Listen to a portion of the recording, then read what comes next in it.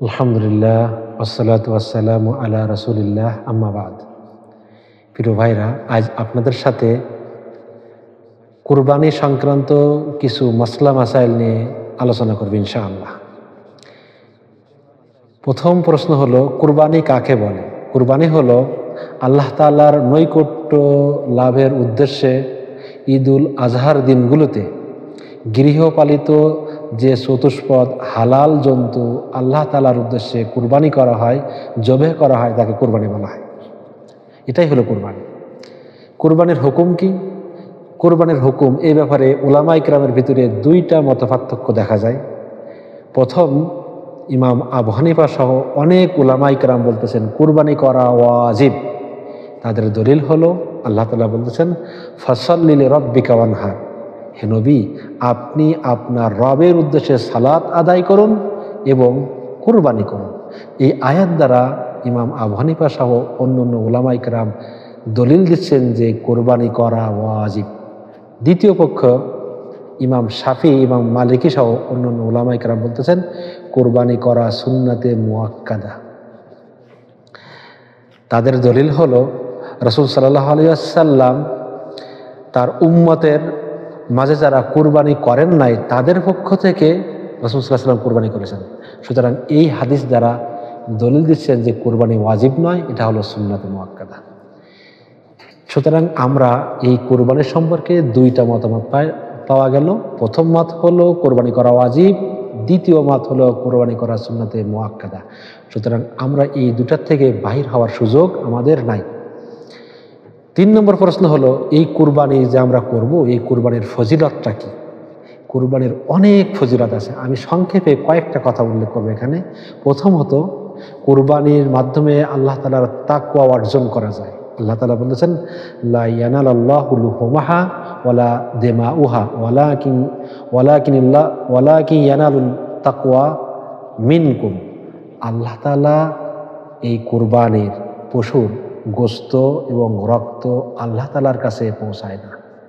আল্লাহ তাআলার কাছে পৌঁছায় যিনি কুরবানি করতেছেন ওই ব্যক্তির তাকওয়াটা আল্লাহ তাআলার কাছে পৌঁছায়। সুতরাং কুরবানির মাধ্যমে একজন ব্যক্তি আল্লাহ তাআলার তাকওয়া অর্জন করবে। 2 নম্বর হলো, কুরবানি আল্লাহ তাআলার আদেশ। আল্লাহ তাআলা আদেশ করেছেন তার নবীকে কুরবানি করার জন্য। আল্লাহ তার নবীকে আদেশ করেছেন কুরবানি করার জন্য। আমরা উম্মতের মুহাম্মদ রাসূলের উম্মত, সুতরাং আমাদেরকেও যেন আল্লাহ তাআলা আদেশ করতেছেন তোমরা কুরবানি করো। আল্লাহ বলতেছেন, ফাসাল্লি লিরাব্বিকা ওয়ানহার, তুমি কুরবানি কর, নামাজ সালাত আদায় করো এবং কি করো? কুরবানি করো। 3 নম্বর হলো, কুরবানির মাধ্যমে আল্লাহ তাআলার জিকির বাস্তবায়ন করা হয়। এই কুরবানিটা হলো আল্লাহ তাআলার স্মরণ করা। কুরবানির মাধ্যমে আল্লাহ তাআলার জিকির করা, অর্থাৎ আল্লাহ তাআলাকে আমরা স্মরণ করব এই কুরবানি করার মাধ্যমে।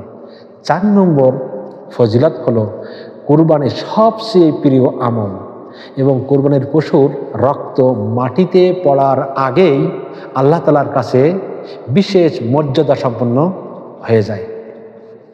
রাসূলের কাছে জিজ্ঞাসা করা হচ্ছিল, সবচেয়ে উত্তম আমল কোনটা, ভালো আমল কোনটা আল্লাহ তাআলার কাছে? রাসূল বলতেছেন, কুরবানির দিনগুলোতে যেই সকল কাজ করা হয় ওই কাজগুলোর ভিতরে কুরবানি করা সবচেয়ে উত্তম, আল্লাহ তাআলার কাছে সবচেয়ে বেশি প্রিয়। কিয়ামতের দিন এই কুরবানির পশুর শিং, পশম এবং খুর নেকিতে পরিণত হয়ে যায়। সুবহানাল্লাহ। তাহলে আপনি যে পশু কুরবানি করতেছেন, এই পশুর পশম, খুর এবং শিং আপনার নেকিতে পরিপূর্ণ হয়ে যাবে। সুবহানাল্লাহ।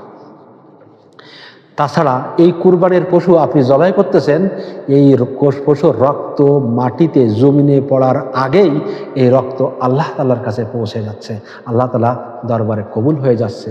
এর থেকে ভালো আমল আর কি হতে পারে? 5 নম্বর ফজিলত হলো, এই কুরবানির জন্তুটির, কুরবানির পশুর প্রত্যেকটি পশমের বিনিময়ে নেকি লেখা হয়।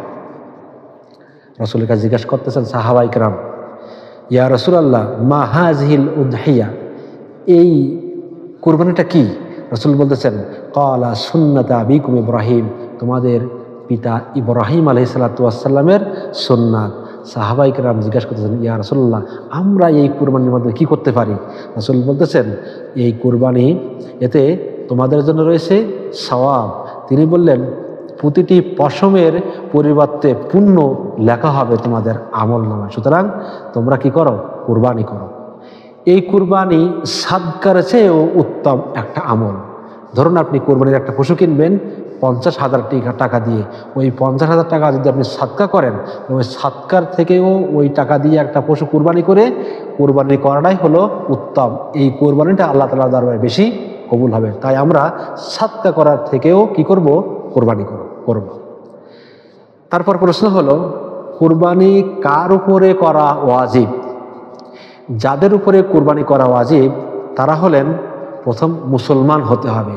কোনো কাফেরের উপরে কুরবানি করা, অমুসলমানের উপরে কুরবানি করা কি নয়? ওয়াজিব নয়। স্বাধীন ব্যক্তি হতে হবে, কৃতদাস, যারা দাস গোলাম আজাদকৃত নয়, তাদের উপরে কুরবানি করা ওয়াজিব নয়। মুকিম হওয়া, মুসাফিরের উপরে কুরবানি করা ওয়াজিব নয়। 4 নম্বর হলো নিসাব পরিমাণ সম্পদের মালিক হওয়া। ইমাম আবু হানিফার মতে ঈদের দিন জাকাতের নিসাব পরিমাণ সম্পদের মালিক যিনি হবেন, তিনি কি করতে পারবেন? তিনি কোরবানি করবেন। অর্থাৎ যার কাছে 7.5 ভরি স্বর্ণ মুদ্রা থাকবে, অথবা সেই পরিমাণ তার নগদ অর্থ, অথবা 52 তোলা রূপো, অথবা তার সমপরিমাণ অর্থ যার কাছে আছে, ঈদের দিন সে কোরবানি করতে হবে তাকে।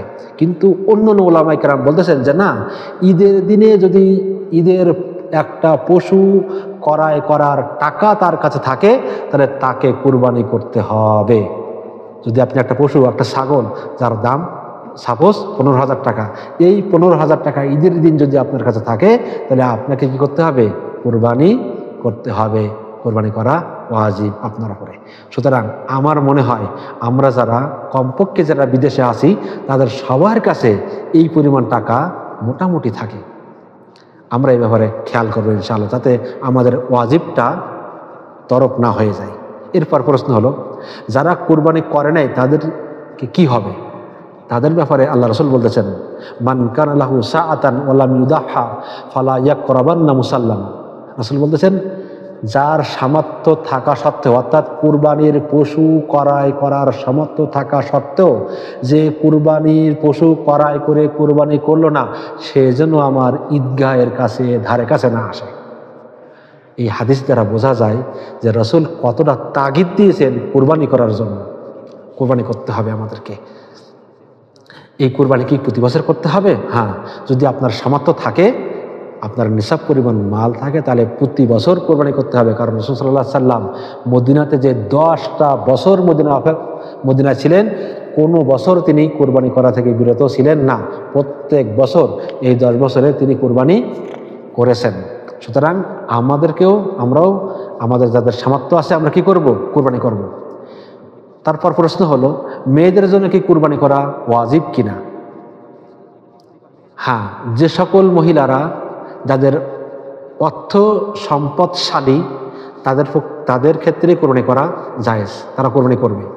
অনেক মা আছে, বোন আছেন, যাদের সম্পদ আছে, নিসাব পরিমাণ মাল যাদের আছে, অনেকেই ব্যবসা করেন, অনেকের সম্পদ আছে, জায়গা আছে, জমি আছে, যাদের আছে তারা কিন্তু কোরবানি করতে হবে তাদেরকে। সুতরাং আমার মা বোনেরা এই ব্যাপারে খেয়াল রাখবেন, যাদের নিসাব পরিমাণ সম্পদের মালিক আপনারা আছেন, তাদের উপরে কিন্তু কোরবানি ওয়াজিব হয়েছে। প্রশ্ন হলো, আমার হাতে টাকা নাই, কিন্তু আমি ঋণ করে কোরবানি করব, এই ব্যাপারে হুকুমটা কি? আপনার কোরবানি হয়ে যাবে, আপনি ঋণ করে কোরবানি করতেছেন, আপনার কোরবানি হয়ে যাবে, তবে ওই ব্যক্তির উপরে কোরবানি করা ওয়াজিব ছিল না। সুতরাং আপনি ঋণ করে কোরবানি করছেন, আপনার এইটা মুস্তাহাব আমল হিসাবে পরিণত হবে। সুবহানাল্লাহ, আল্লাহ তাআলা আপনার আমল নামায় মুস্তাহাবের সওয়াব দিয়ে দেবেন ইনশাআল্লাহ। তারপর প্রশ্ন হলো, মৃত ব্যক্তির পক্ষ থেকে কি কোরবানি করা জায়েজ? হ্যাঁ, মৃত ব্যক্তির পক্ষ থেকে কোরবানি করতে পারবেন। যারা দুনিয়াতে আছেন, ওয়ারিস, যেমন আমার বাবা চলে গেছেন, আমার বাবার পক্ষ থেকে আমি কোরবানি করতে পারবো। আপনারাও আপনার বাবা, আপনার মা, আপনার ভাই অথবা আপনার আত্মীয় যে কোনো মানুষের, মৃত ব্যক্তির পক্ষ থেকে আপনার পয়সা আছে, আপনার টাকা আছে, আপনি তার পক্ষ থেকে কুরবানি করে দিতে পারবেন, আপনার হয়ে যাবে। এরপর প্রশ্ন হলো, কোন কোন প্রাণী দ্বারা কুরবানি করা জায়েজ? কুরবানি করার জন্য কোন কোন প্রাণী আমরা ব্যবহার করতে পারবো? প্রথম হলো উট, উট দ্বারা কোরবানি করতে হবে। 2 নম্বর হলো গরু, 3 নম্বর হলো মহিষ, 4 নম্বর ছাগল, 5 নম্বর হলো ভেড়া, আর 6 নম্বর হলো দুম্বা। এই 6 শ্রেণীর, এই 6 ধরনের পশু দ্বারা কুরবানি করা জায়েজ। রাসূল সাল্লাল্লাহু আলাইহি ওয়াসাল্লাম এই 6 ধরনের পশু ছাড়া অন্য কোনো পশু দ্বারা কুরবানি করেন নাই। তাই আমরাও এই 6 শ্রেণীর বাইরে যাব না ইনশাআল্লাহ। এরপর সর্বশেষ প্রশ্ন হলো, কুরবানিতে শরিকানা করার হুকুম কি? এক পশুতে কতজন শরিক হওয়া যাবে? এই ব্যাপারে 2 প্রকার শরিক হওয়া যায়। এক প্রকার শরিক হলো সওয়াবের দিক থেকে শরিক, যারা শুধু সবাই শরিক হবে সওয়াবের দিক থেকে, মালিকানার দিক থেকে নয়। এই সওয়াবের দিক থেকে শরিক হওয়া, এর অর্থ হলো এক পশুতে একাধিক লোক শরিক করা জায়েজ। এমনকি একটি ছাগল বা গরু বা মহিষ সমস্ত উম্মতের পক্ষ থেকে কোরবানি করা জায়েজ আছে। রাসূল সাল্লাল্লাহু আলাইহি সাল্লাম এভাবেই কোরবানি করেছেন। হাদিসে আসছে, রাসূল সাল্লাল্লাহু আলাইহি সাল্লামের কাছে একটা দুম্বা আনা হলো, তিনি এটাকে নিজের হাতে জবাই করলেন। জাবেরের সময় তিনি বলেন, এই কথা বলেন, বিসমিল্লাহি আল্লাহু আকবার, হাযা আন্নি ওয়া আম্মান লাম ইউদাহা মিন উম্মতি। এটা আমার পক্ষ থেকে এবং আমার উম্মতের পক্ষে মধ্যে যারা কোরবানি করেন নাই তাদের পক্ষ থেকে কোরবানি করা হলো। সুতরাং এই হাদিস দ্বারা প্রমাণিত হয় যে সওয়াবের দিক থেকে এক পশুতে একাধিক মানুষ শরীক হতে পারবে, কিন্তু মালিকানার ক্ষেত্রে এক পশুতে 7 জনের বেশি শরীক হতে পারবে না। যেমন গরু, মহিষ, উট। এই উট, গরু, মহিষ এই 3 শ্রেণীর পশু 7 জনের বেশি মালিকানা শরীক হতে পারবে না। রাসূলের এই ব্যাপারে একটা হাদিস আসছে। রাসূল সাল্লাল্লাহু আলাইহি ওয়াসাল্লাম হুদায়বিয়াতে যখন ছিলেন তখন একটা গরু আনা হলো। এর সাহাবায়ে কেরাম বলতেছেন, এক গরুতে 7 জন তারা কোরবানি করছেন, এক উটে 7 জন কোরবানি করছেন। সুতরাং এই হাদিস দ্বারা প্রমাণিত হয় মালিকানার ক্ষেত্রে 7 জন কোরবানি করা যায়। সওয়াবের দিক থেকে একাধিক মানুষ আপনি কোরবানি করতে পারবেন। জাযাকুমুল্লাহু খাইরান। আসসালামু আলাইকুম ওয়া রাহমাতুল্লাহ।